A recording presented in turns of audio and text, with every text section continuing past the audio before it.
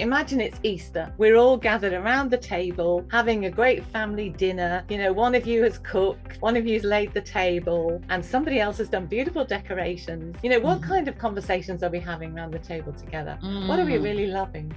I love that. Have you talk a little bit about the appreciative conversation structure and where you found that people can use it where they might maybe have, just like a hard time connecting with someone or feel like there's a difficult conversation to have? Like, how can this structure be maybe just a different strategy to conversations? Yeah. Yeah, well, I think when we last talked, I talked about the D's. And so the define bit, you define the topic. So say you want to talk about teams, then your topic would be team working.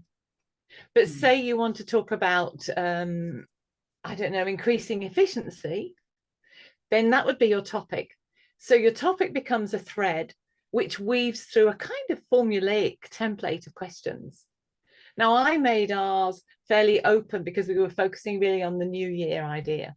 I didn't pick a particular topic, although I did weave in well-being to one of the questions, but you could have woven well-being more deliberately into all of the questions. Right, so if that was the topic. Yeah. It could be learning, it could be resilience, whatever the topic is. And what you would do is you'd also test out if you've got the topic right for your setting. So once I was asked to do a topic, and the topic they asked for was good morale. And I developed a set of questions, but the moment I started testing it on the phone with a volunteer, I realized that good morale was a very amorphous concept, very hard to get to grips with. So actually what I said was, tell me about a time when you've experienced kindness at work. And that did it. That did the same thing. So you do sometimes go in left field. So, be prepared to have that flexibility. And so then within the balance of the conversations, we usually have 2 or 3 are about discovery. So it's discovering, what's going well, what are your strengths, what do you value? And then we've got a dream question, which is the imagine question. And then the last question is a design question, which is, so how are we going to move a little bit closer to the dream? I'm just imagining families doing this around, like often a pain point is like meal preparation, like getting the groceries, preparing the meals, cleaning up. Right. And just in that define, right? Okay, this is about how we eat at home. Yeah. Right. And then discover and that do you want to talk a little bit about how it's positive rather than just problem aware? Well, you might start with a problem, and then your job becomes, how do I reframe that problem into what we want more of? Into what we want overall. Yes. So if someone says to you, I really hate the way we watch screens while we eat.